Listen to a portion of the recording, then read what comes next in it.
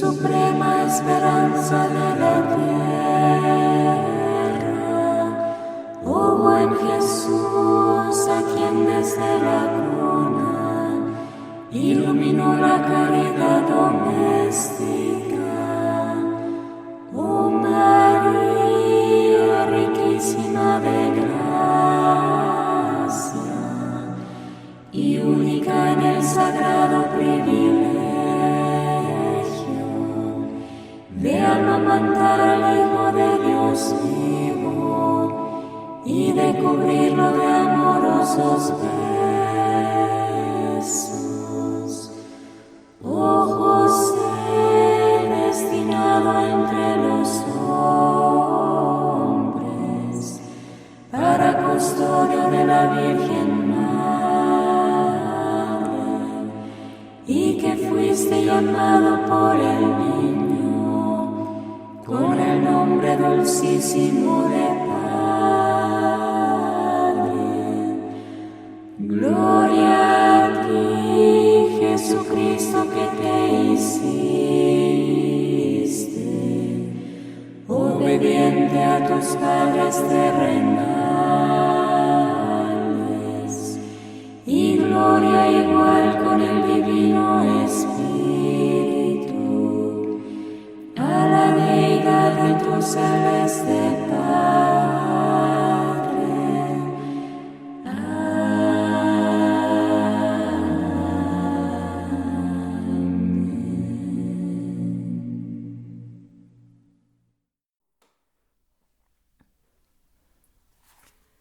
Amoris Laetitia, a alegria do amor, sobre o amor na família. Exortação Apostólica Pós-Sinodal do Sumo Pontífice Francisco. Edições Loyola, Canal Leconde. Caros ouvintes, caso queiram acompanhar o que aqui está sendo lido, isso é possível pelo site do Vaticano ou comprando o livro. E caso queiram auxiliar o trabalho que é feito aqui neste canal, no descritivo deste vídeo, no box descritivo deste vídeo e de todos os demais, há links, tanto informando qual o Pix, PayPal, também os links para Apoia-se Vaquinha, links para a lista de desejos da Amazon e também para o Torne-se Membro. Então veja as possibilidades, conheça-as todas e o que você possa, deva e queira contribuir será sempre muito bem-vindo. Muito obrigada pela presença. Eu peço também para que, por favor, orem por mim a Deus, nosso Senhor, e desejo que Deus vos abençoe, vos guie e vos guarde, meus caros. Seguimos para o capítulo 3, o olhar fixo em Jesus, a vocação da família. Diante das famílias e no meio delas, deve ressoar sempre de novo o primeiro anúncio, que é o mais belo, mais importante, mais atraente e ao mesmo tempo mais necessário, e deve ocupar o centro da atividade evangelizadora. É o anúncio principal, aquele que sempre tem de voltar a ouvir de diferentes maneiras e aquele que sempre se tem de voltar a anunciar, de uma forma ou de outra. Porque nada há de mais sólido, mais profundo, mais seguro, mais consistente, mais sábio que esse anúncio.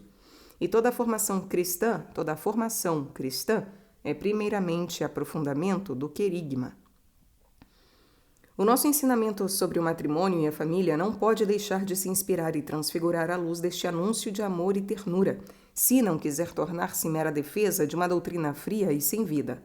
Com efeito, o próprio mistério da família cristã só se pode compreender plenamente à luz do amor infinito do Pai, que se manifestou em Cristo, entregue até o fim e vivo entre nós.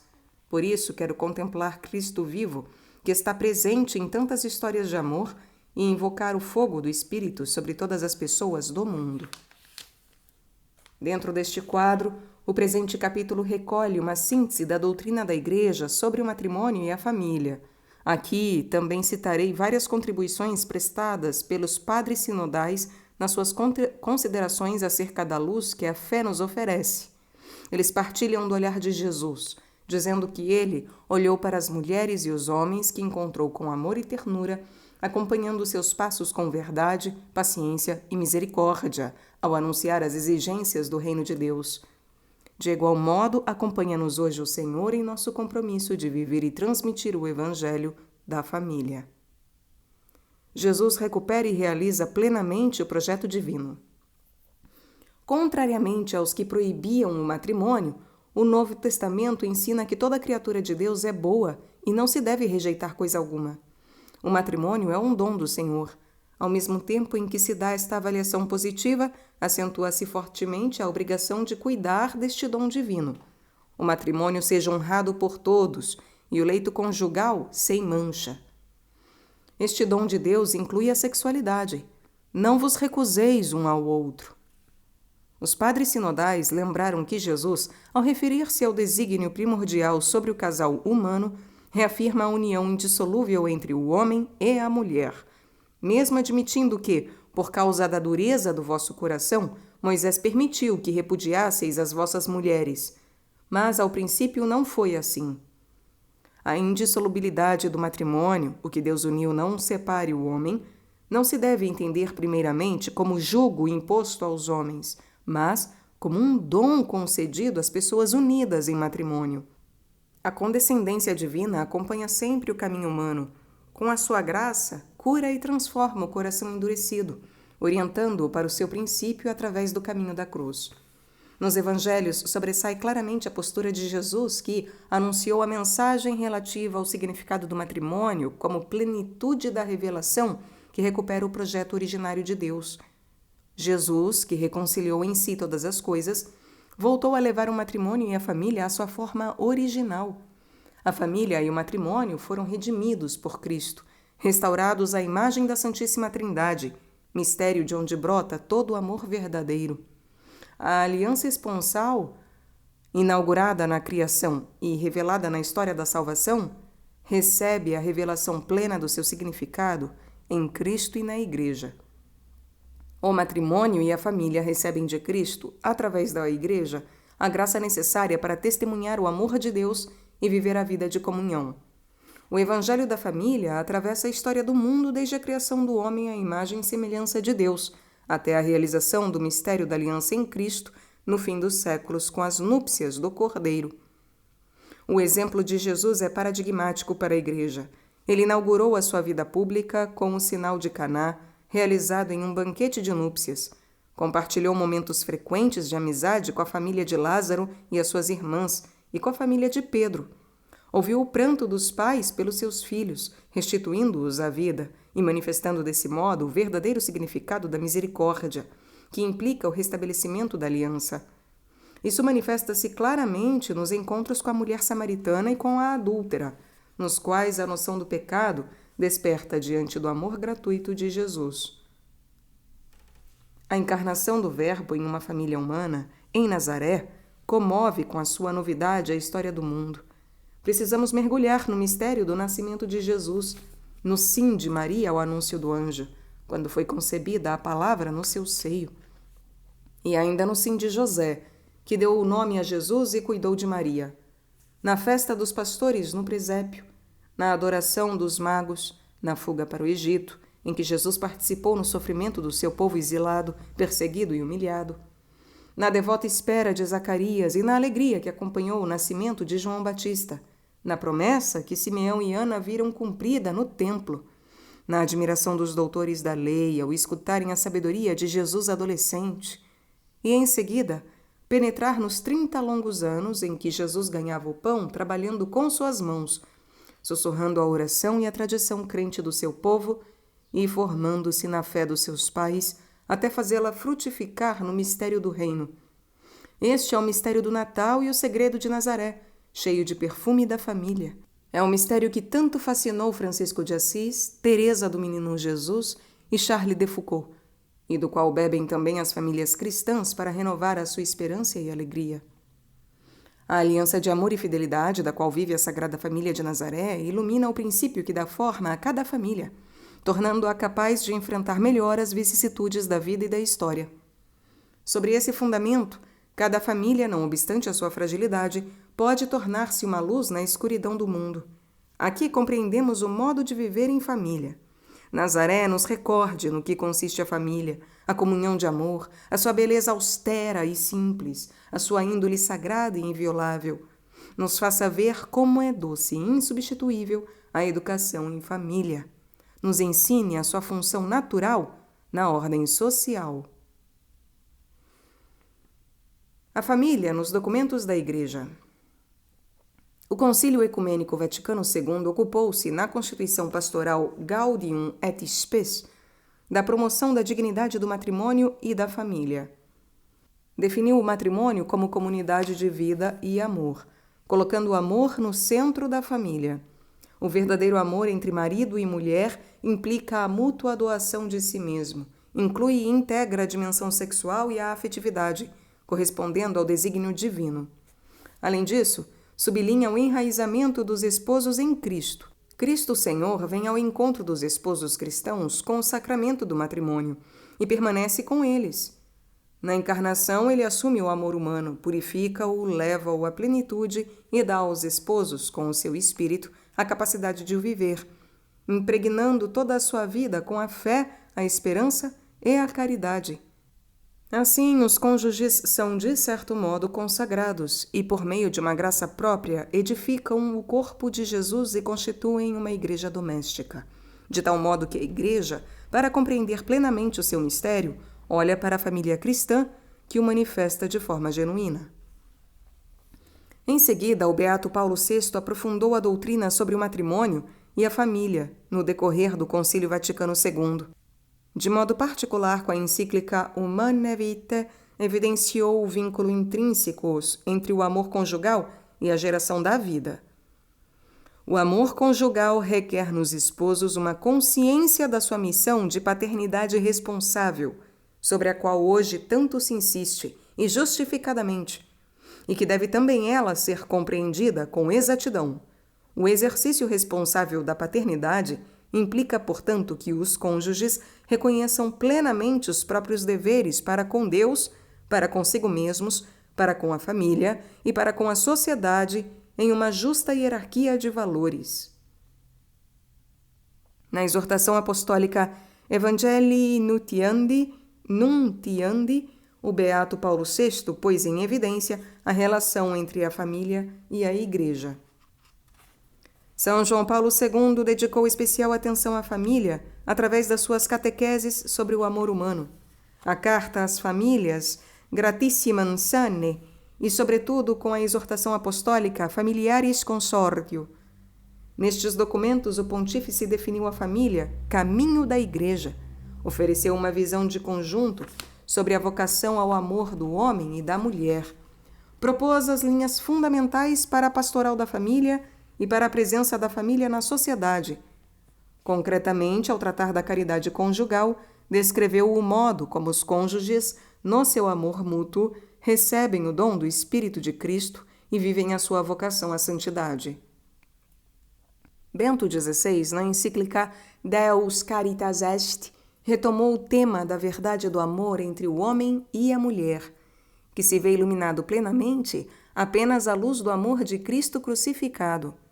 Sublinha que o matrimônio baseado em um amor exclusivo e definitivo torna-se o ícone do relacionamento de Deus com o seu povo e vice-versa, o modo de Deus amar torna-se a medida do amor humano.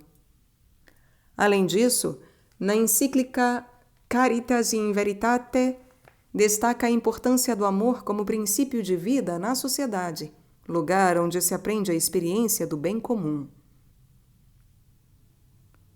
O sacramento do matrimônio.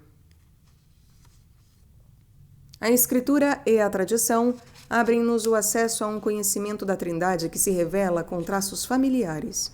A família é a imagem de Deus, que é comunhão de pessoas. No batismo, a voz do Pai designa Jesus como seu amado Filho, e é neste amor que se nos permite reconhecer o Espírito Santo. Jesus, que reconciliou tudo em si, redimindo o homem do pecado, não só restituiu o matrimônio e a família à sua forma original, mas também elevou o matrimônio como um sinal sacramental do seu amor pela Igreja. Na família humana reunida em Cristo, é restituída a imagem e a semelhança da Santíssima Trindade, mistério do qual brota todo o amor verdadeiro. De Cristo, através da Igreja, o matrimônio e a família recebem a graça do Espírito Santo para testemunhar o Evangelho do amor de Deus. O sacramento do matrimônio não é uma convenção social, um rito vazio ou um mero sinal externo de um compromisso. O sacramento é um dom para a santificação e a salvação dos esposos, porque a sua pertença recíproca é a representação real, através do sinal sacramental, da mesma relação de Cristo com a Igreja. Os esposos são, portanto, para a Igreja a lembrança permanente daquilo que aconteceu na cruz. São um para o outro e para os filhos testemunhas da salvação, da qual o sacramento os faz participar. O matrimônio é uma vocação, sendo uma resposta ao chamado específico para viver o amor conjugal como sinal imperfeito do amor entre Cristo e a Igreja. Por isso, a decisão de casar e formar uma família deve ser fruto de um discernimento vocacional. O dom recíproco constitutivo do matrimônio sacramental está enraizado na graça do batismo, que estabelece a aliança fundamental de cada pessoa com Cristo na Igreja.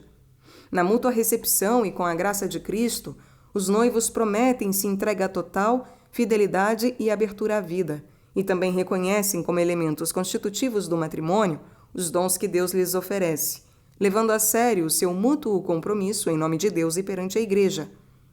Ora, na fé é possível assumir os bens do matrimônio como compromissos que se podem cumprir melhor com a ajuda da graça do sacramento. Portanto, o olhar da Igreja volta-se para os esposos como o coração da família inteira, que por sua vez levanta o seu olhar para Jesus. O sacramento não é uma coisa, nem uma força, mas o próprio Cristo, na realidade, vem ao encontro dos cônjuges cristãos pelo sacramento do matrimônio, permanece com eles, concede-lhes a força de segui-lo levando sua cruz e de levantar-se depois da queda, perdoar-se mutuamente, carregar os fardos uns dos outros. O matrimônio cristão é um sinal que não só indica quanto Cristo amou a sua Igreja na aliança selada na cruz, mas torna presente esse amor na comunhão dos esposos. Quando se unem em uma só carne, representam um esponsal do Filho de Deus com a natureza humana. Por isso, nas alegrias de seu amor e da sua vida familiar, ele dá-lhes aqui na terra um antegozo do banquete das núpcias do Cordeiro. Embora a analogia entre o casal marido e esposa e Cristo e Igreja seja uma analogia imperfeita, convida a invocar o Senhor para que derrame o seu amor nas limitações das relações conjugais. Vivida de modo humano e santificada pelo sacramento, a união sexual é, por sua vez, caminho de crescimento na vida da graça para os esposos. É o mistério nupcial.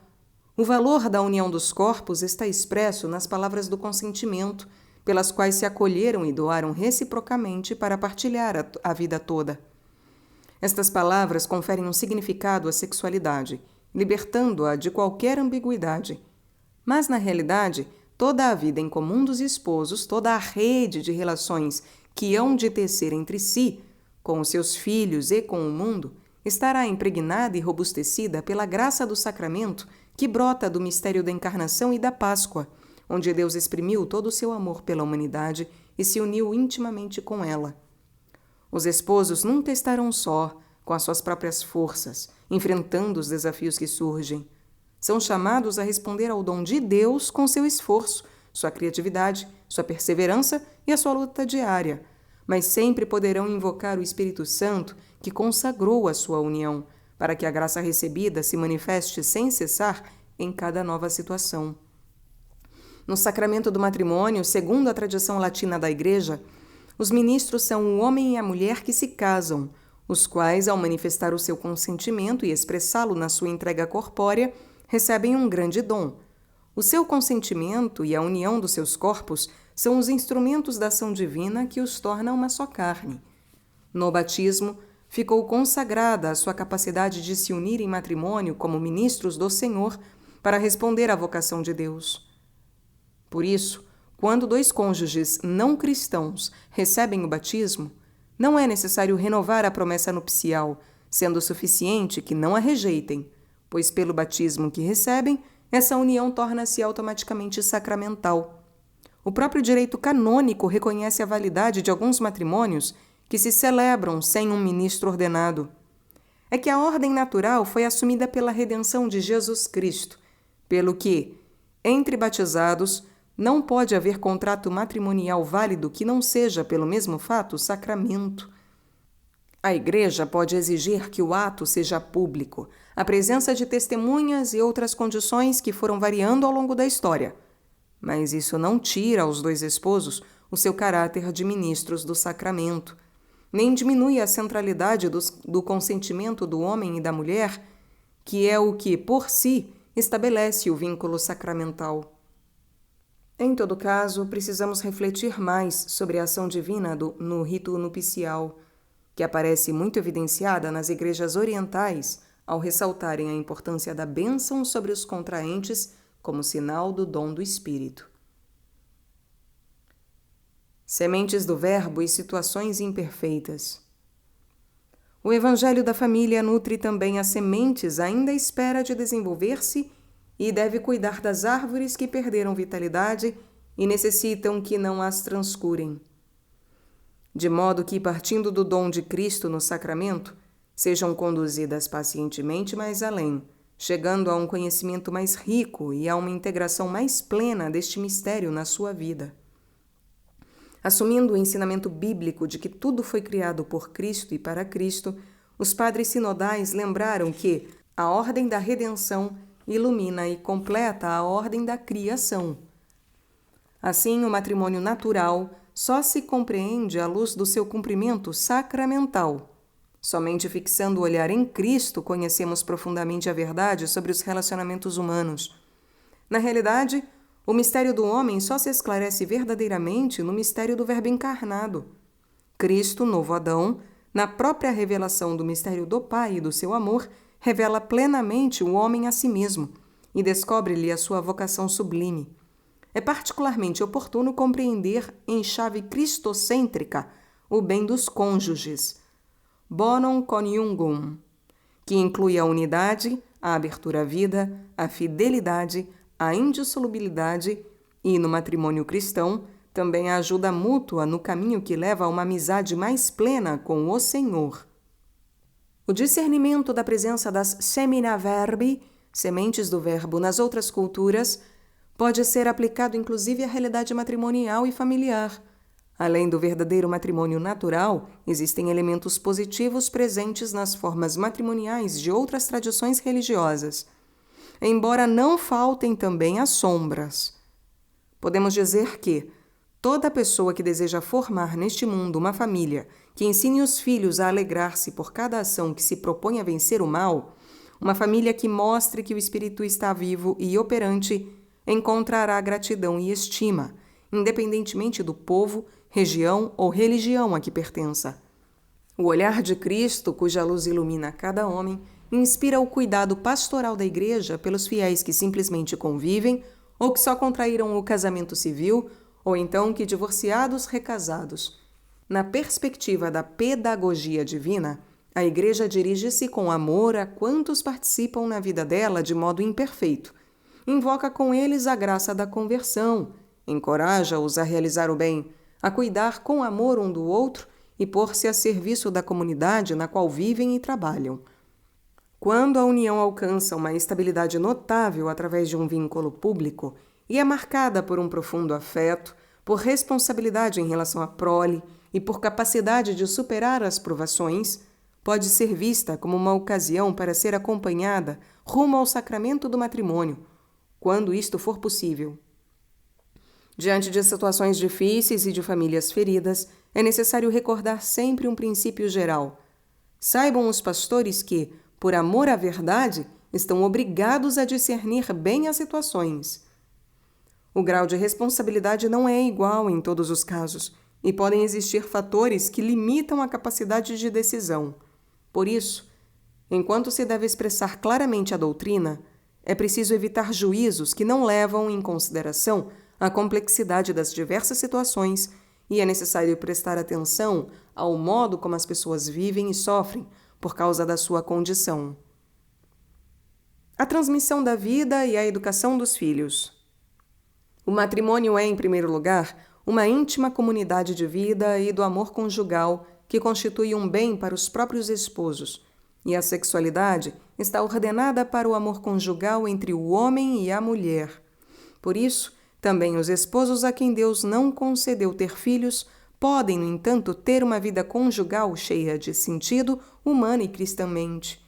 Contudo, esta união está ordenada para a geração por sua própria natureza. O bebê que chega não vem de fora acrescentar-se ao amor mútuo dos esposos. Surge no próprio âmago dessa doação mútua, da qual é fruto e realização. Não aparece como o final de um processo, mas está presente desde o início do amor como uma característica essencial que não pode ser negada sem mutilar o próprio amor. Desde o início, o amor rejeita qualquer impulso para se fechar em si mesmo e abre-se a uma fecundidade que o prolonga para além da sua própria existência. Assim, nenhum ato sexual dos esposos pode negar esse significado, embora, por várias vezes, nem sempre possa efetivamente gerar uma nova vida. O filho pede para nascer, não de qualquer maneira, mas deste amor, porque ele não é uma dívida, mas uma dádiva, que é o fruto do ato específico do amor conjugal de seus pais. Com efeito, segundo a ordem da criação, o amor conjugal entre um homem e uma mulher e a transmissão da vida estão ordenados um para o outro. Deste modo, o Criador tornou o homem e a mulher partícipes da obra da sua criação e transformou-os ao mesmo tempo em instrumentos do seu amor, confiando à sua responsabilidade o futuro da humanidade através da transmissão da vida humana. Os padres sinodais referiram que não é difícil constatar como se está espalhando uma mentalidade que reduz a geração da vida a uma variável dos projetos individuais ou dos cônjuges. A doutrina da Igreja ajuda a viver de maneira harmoniosa e consciente a comunhão entre os cônjuges, em todas as suas dimensões, juntamente com a responsabilidade geradora. É preciso redescobrir a mensagem da encíclica Humanae Vitae, do beato Paulo VI, que sublinha a necessidade de respeitar a dignidade da pessoa na avaliação moral dos métodos de regulação da natalidade. A escolha da adoção e do acolhimento exprime uma fecundidade particular da experiência conjugal. Com particular gratidão, a Igreja apoia as famílias que acolhem, educam e rodeiam de carinho os filhos portadores de necessidades especiais. Neste contexto, não posso deixar de afirmar que, se a família é o santuário da vida, o lugar onde a vida é gerada e cuidada, constitui uma contradição pungente fazer dela o lugar onde a vida é negada e destruída. É tão grande o valor de uma vida humana e inalienável o direito à vida do bebê inocente que cresce no ventre de sua mãe, que de modo nenhum se pode afirmar como um direito sobre o próprio corpo a possibilidade de tomar decisões sobre esta vida, que é o fim em si mesma e nunca poderá ser objeto de domínio de outro ser humano. A família protege a vida em todas as suas fases, incluindo o seu fim. Por isso, a quantos trabalham nas estruturas de assistências à saúde, recorda-se a obrigação moral da objeção da consciência. Do mesmo modo, a Igreja não somente sente a urgência de afirmar o direito à morte natural, evitando o excesso terapêutico e a eutanásia, mas também rejeita com firmeza a pena de morte. Os padres quiseram sublinhar também que um dos desafios fundamentais que as famílias enfrentam hoje é seguramente o desafio educativo, que se tornou ainda mais difícil e complexo por causa da realidade cultural atual e da grande influência dos meios de comunicação. A Igreja desempenha um papel precioso de apoio às famílias, a começar pela iniciação cristã através de comunidades acolhedoras. Mas parece-me muito importante lembrar que a educação integral dos filhos é simultaneamente dever gravíssimo e direito primário dos pais. Não é apenas um encargo ou um peso, mas também um direito essencial e insubstituível que estão chamados a defender e que ninguém deveria pretender tirar-lhes.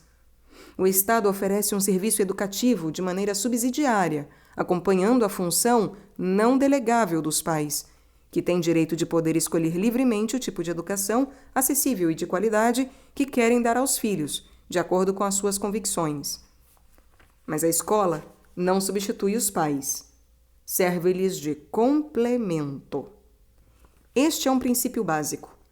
Qualquer outro participante no processo educativo não pode operar senão em nome dos pais, com o seu consenso e, em certa medida, até mesmo por seu encargo. Infelizmente, abriu-se uma fenda entre a família e sociedade, entre família e escola. Hoje, o pacto educativo quebrou-se, e assim a aliança educativa da sociedade com a família entrou em crise. A Igreja é chamada a colaborar com uma ação pastoral adequada para que os próprios pais possam cumprir a sua missão educativa.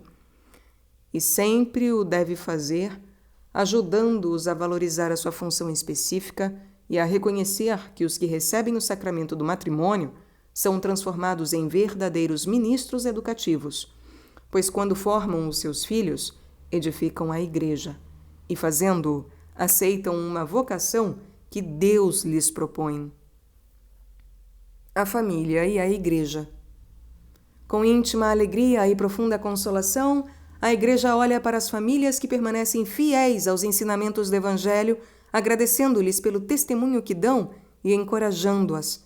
Com efeito, graças a elas, torna-se credível a beleza do matrimônio indissolúvel e fiel para sempre.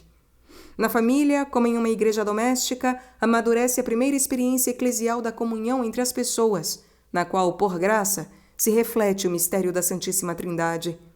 É aqui que se aprende a tenacidade e a alegria no trabalho, o amor fraterno, o perdão generoso e sempre renovado, e, sobretudo, o culto divino, pela oração e pelo oferecimento da própria vida.